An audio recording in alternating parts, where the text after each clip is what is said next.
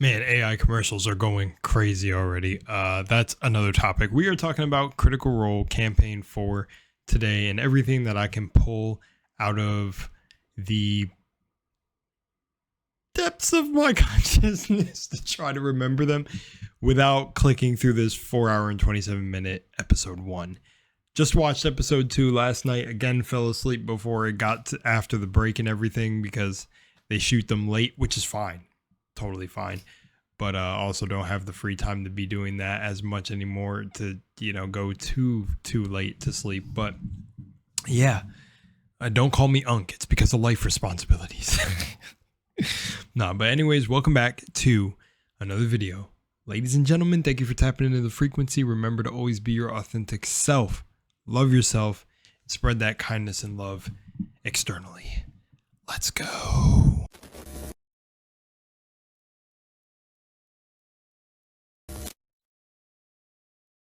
I really want to get like a cool moving graphic in the background. So if anyone has like some suggestions on what to put here, definitely let me know because I want to put something here rather than the Roku just going. But yeah, where am I? I'm here. I'm present. So this campaign is cool. I pulled it up right here. If you guys haven't seen my other video on it that probably got uploaded before this one, where I was talking about just like the overview of it and how I'm liking it so far, go check that one out. But I pulled this up just to see if I could grab some moments, click around and find like some moments that I like or can talk about right now with you guys. I guess I'm just going to do this in a cool, orthodox way, at least what I think is cool to me. I just clicked on this moment where Abria, as Taisha was talking about, well, she's talking as Abria right now. Right, talking about Lady Aranessa. And yeah, so let's talk about Lady Aranessa. Well, not exactly about her, but all the character connections and stuff. I think it's so cool how Matt wrote in as Sir Julian Davenos, and my girlfriend right away got the vibe from him. This like, she was like, yo, he feels like this pretentious, just like that guy, like just... kind of like I don't know if this is accurate because I don't really remember how Lord Farquaad acted, but I told her like Lord Farquaad and she was yes. And I'm not sure how Lord Farquaad's character demeanor even was, but that's I guess what we're calling Sir Julian Davenos. But it was cool how he came in on the carriage with, I guess they belong to the same house. I can't remember. I'm going to have to go back and watch it. But I thought it was cool that, the man she loved and the perspectives being thrown back and forth, how, he's saying like, do you really know the man you love? She's like, I know who I love because it's love at the end of the day. And then like, certain characters saying like, yo, listen, you don't really know. And just all of that. I love how she had connections to Thiazi. And I love how all this is opening on Thiazi. Some of the characters being, people who fought by his side were supposed to save him before the execution. It's just cool. It's cool. And then Valus, which is Ashley's character, I'm pretty sure, and Match just kind of seeming like I can't lie, it only personally feels like Matt is against the group right now. But from when I watch the trailers, it feels like there's going to be a lot more deceptions going on. I'm hopping around, so sorry, that's just how I'm going to do it because there's so much information that you can pull from each live. But for an example, they're currently where I'm at from last night. They're trying to figure out somebody knew about the plan. Somebody there is mischievous deception and people are in cahoots. Something's going on. I think there's stuff surrounding Belair, Talison's character, who let Valus into the city, but then again, Valus apologized to Thimble and sympathized with her as much as she could because she said she's like a cold drow. But there feels like there's still some depth to be unlocked with who in the group could be. I'm not gonna lie to you guys. For the dramatics, with how many players they have, I'm low-key hoping that the traders aren't necessarily NPCs, you know, played by Brennan, but they're entangled with some of the characters. Because, you know, in that trailer for Campaign 4, they looked like they were looking across the table at each other like, you know, like who's doing what. And then like they were shocked when certain information was getting revealed. And I'm here for that. I want to know, because it feels like it just lines up so perfectly if somebody in the group is somebody or two people are like, you know, giving information. Who knows? And the reason I say this too is because Travis's brother is one of those people that are kind of on the list. Well, Travis's character Tayor, his brother Sid, is on the list for like, where was he? Because he was supposed to help with saving Thiazi. I don't know if Brennan's going to go hard with that or play it safe on like, you know, okay, like he was almost silenced by somebody, but they can't find him. So, you know, I'm wondering where that's going to go. I'm wondering where certain like, I'm ready because I like how Sir Julian came in disrespectful, spit on a corpse. And then that little magical thing, that little ancient thing with the nail on the doorway and like some apparition followed Sir Julian Davenos out the door. That was pretty cool. That was a cool moment. And I also like the moment between Taisha and Sir Julian Davenos outside. Matt and Abria went in there. Loved it. That shit was fiery. Man, I still remember where he was like, you know, if you're going to throw stuff at me, be prepared to receive it back. I'm like, whoa. And that's what I'm saying is like seeing Matt play this character, knowing he's literally a kind soul and literally, well, I don't know him personally, so I can't really say this, how he appears up front. And to any of you who may have met him in person, yeah, no, he seems like such a kind guy. This is like really anti-Mercer from, I seen a short saying like, this is anti-Mercer. So, you know, again, it's just cool to see him play a character like this and, you know, stand on it. That I feel like falls through too quickly with certain characters. Like, again, we don't fully know them. It's only episode 2. So we don't know where certain things are going to change and switch. I almost wish Ashley kept the steam going, but I'm kind of seeing how her character works where she, you know, still sympathized with Thimble and stuff. But I was kind of wanting, you know, her to still stand on a little like, I want my stone back of the night song. But I think this character is going to be freaking awesome to see. I think they all are literally going to be awesome depending on how deep we're going to go into whose backstory. I don't know like how the focus is going to evolve over time and everything like that. But I'm so like in it. Because of campaign 3, I wasn't too sure if this was going to hook me. Like I really wasn't.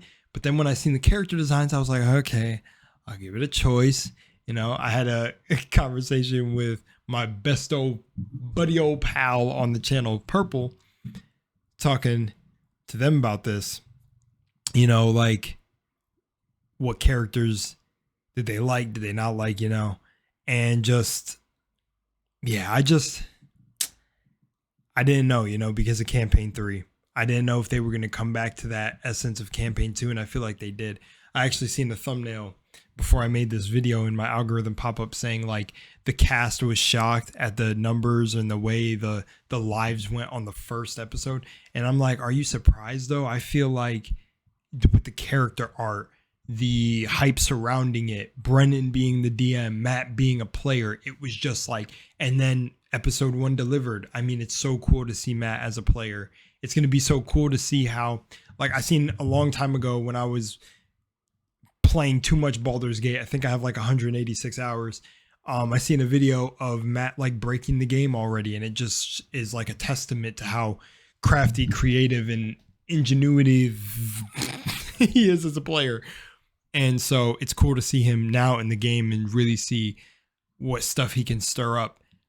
And, it's not anything against Ashley's character, but I do hope they stand on like kind of Sir Julian Davenos feels like an antagonist right now. Like he's an antagonist adjacent because he's not really going to go to bat with these characters. He's going to play his role. And I don't know, some way they'll probably all, power of friendship come together. But it would be cool to see like some characters made some really fucked choices in the past. Like again, when, Tyranny and Sam's character, but Sam and Liam's character were alone, Hal and Wikander, when he was like, yo, like, I'm not sure what's going on. Like the whole thing, like, like I didn't know my house was going to execute your brother. Like, I'm not sure. I think that's what it was. Please don't attack me in the comments if it wasn't that, but I'm pretty sure it was that. He didn't really know, like something went wrong. And that was kind of like this to me, and some of the other characters' reactions to it. I'm like, okay, this is starting to hook me, because you got houses, different characters belonging in different houses. Then you got Blair, which I think this is the coolest character Taliesin has played by far. I really loved Caduceus after Molly. I thought Molly was I liked the whole tarot card thing, but then Caduceus sold me. Percy was dope. I liked Percy and his whole vengeance with that spirit that tried to get him. But then Ashton was this character that Taliesin's playing feels like that eldritch ancient being. And I like that because that's all stuff I'm into, so, Taliesin's being 2,000 years old. I like that. This character feels like that. The clay mask and everything, the slits. Great, so we got Belair, and it's like it feels like certain of these characters you can group into, they feel like family, right? Probably mostly the ones that were a part of the rebellion. But then it feels like there's these odd characters that are kind of gray area, or just straight up leaning a bit more to like they had something to do with this whole thing, like Thimble, Tayor, the guy that the dude I like, I always forget his name, dude. The guy who, I'll just pull it up. It's just easier to show you guys in real time instead of trying to, him right here. Which is funny because I literally loved his character in Calamity. And I think he ended up playing him in the, I always forget and try to remember, but ended up playing him in Vox Machina, I'm pretty sure. But yeah, so yeah, like his character, but the family characters are like Travis, him, I'm not sure here, but Travis, actually, yeah. Like at least they are the ones you can group together right now. It's Travis, him, and I guess they kind of count, but it's like it's their funeral for his brother, so like they all like each other, of course, and they have history, but I mean, at least how they were introduced, they feel together. Octus feels like when they went to find Thimble, like they're connected.